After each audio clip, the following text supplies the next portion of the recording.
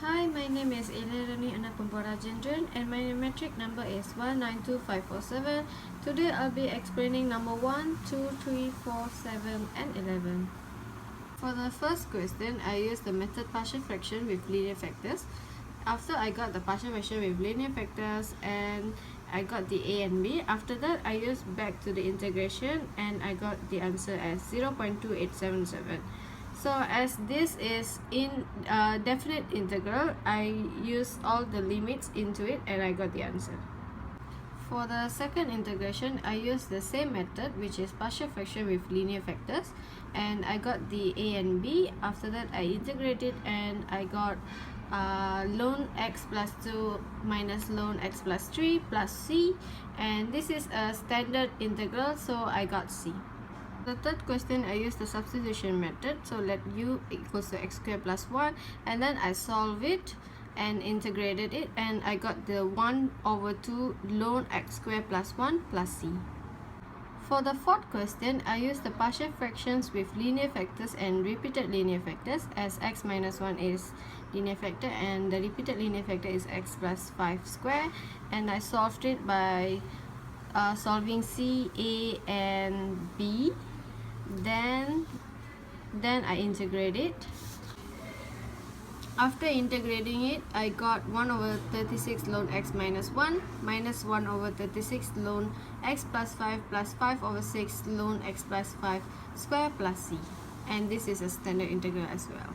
So for the seventh question, I use a partial fraction as well and I solve it to find a and b.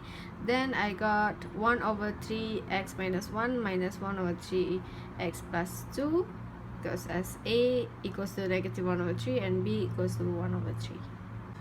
For the 11th question, I use the partial fraction method, which is repeated linear fractions, and I solve it to get a and b. Then I got this 2 over x plus 1 square. I am Elisa and I will explain question number 5. First of all, we write the function into this arrangement and divide it with its own denominator. Then after you arrange it into the form of a0, a1 and a2, separate it into two functions. After arranging it into a0 and a1 and a2 function, equate it to x plus 2. Assuming that x is equal to negative 1, substitute all the value of x inside the function to get a equal to a0 equal to 1 over 2. After that, we arrange the function again into this form so that you can gain around 3 equations that can be used to find the value of a1 and a2. These 3 are the equations derived from the first arrangement, which is the one above, and by using substitution method you can find the value of a1, which is 3 over 2, and a2, which is negative 1 over 2.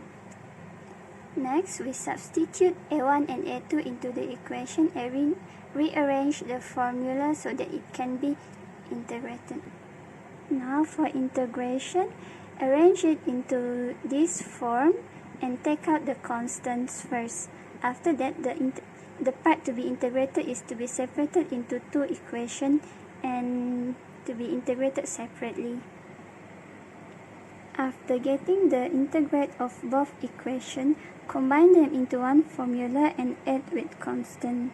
This is the final answer for question number 5, which is 1 over 2 times arc tan x times 1 over 2 ln x plus 1 modulus plus 1 over 2 ln x plus 1 modulus plus constant. Next, I will explain question number 6. First of all, we write the denominator, which is x squared plus x plus 1. Then we arrange this denominator into the form of ax in order to find a0. Now that we get 2a0 equal to 1, divide both sides with 2 so that you can obtain the value of a0. After you get the value of a0, substitute it into the arrangement of ax. Then we will rearrange it again to get the form that we will integrate. This is what we will integrate. First of all, you use U substitution method, using U to represent x plus 1 over 2 and du dx equal to 1. Then we take out all the constant, which is 4, so that it does not interrupt with our integration. Substitute square root 3 over 2v with u and rearrange it into this form so you can integrate it to the respect to dv. Then by using multiply fraction and formula a times b over c equal to a times b over c, we arrange fraction at both sides. For second side, factorize 3v squared plus 3 and leave it in the form of 2 times 3 times v squared plus 1. By using radical rule, change square root 3 into 3 to the power of 1 over 2. Then by using exponent rule, rearrange the equation so that you can change the power of 3 at the denominator. After that, we apply radical rule to return 3 to the power of 1 over 2 to its previous form, which is square root 3. Insert back the constant that was left out before and rearrange the equation into two different equations and integrate it separately. Finally, after we integrate, substitute back v equal to 2 over square root of 3 and u equal to x plus 1 over 2. Okay. At this point, simplify 4 over 2 times square root of 3 and at the other side, expand the equation 2 over square root of 3 times x plus 1 over 2. And this is the final answer, which is 2 over square root of 3 arctan times 2x plus 1 over square root of 3 plus constant. Now I will explain question number 8, which is 2x plus 1 divided by x squared plus x minus 1.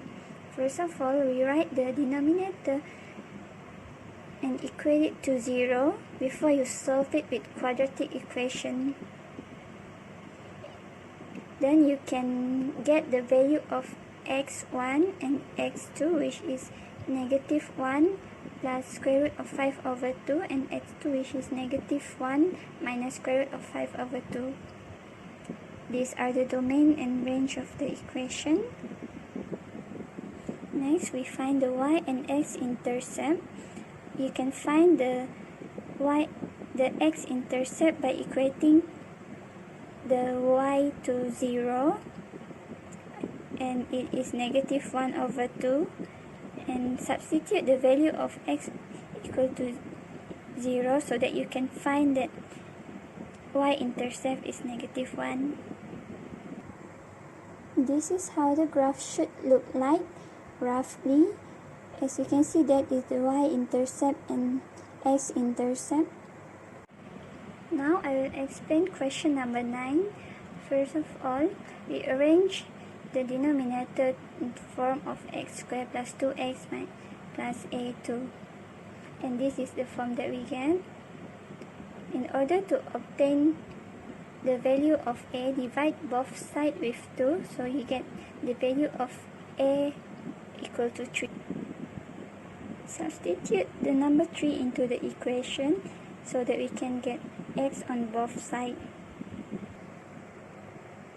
This is the range of the equation, which is fx is less than 4 and more than negative 4. The y-intercept is 2 times square root of 6 and the intercept is undefined. This is how the graph should look like. This is question number 10. Rearrange the denominator and separate it from the main equation. Then equate it to 0 so that we can solve it. Then give the power 2 to the whole denominator, and at the other side give the power of 2 to 0. Then multiply the power like this so that you can get that 7 minus 6x minus x squared to the power of 1 equal to 0. Next, use quadratic equation to find the value of x1 and x2, which is negative 7 and 1. After finding the value of x, we find the x-intercept and y-intercept. However, the x-intercept of this question is undefined and y-intercept is square root 7 over 7 and 0. This is how the graph should look like after being roughly plotted. As you can see that its y-intercept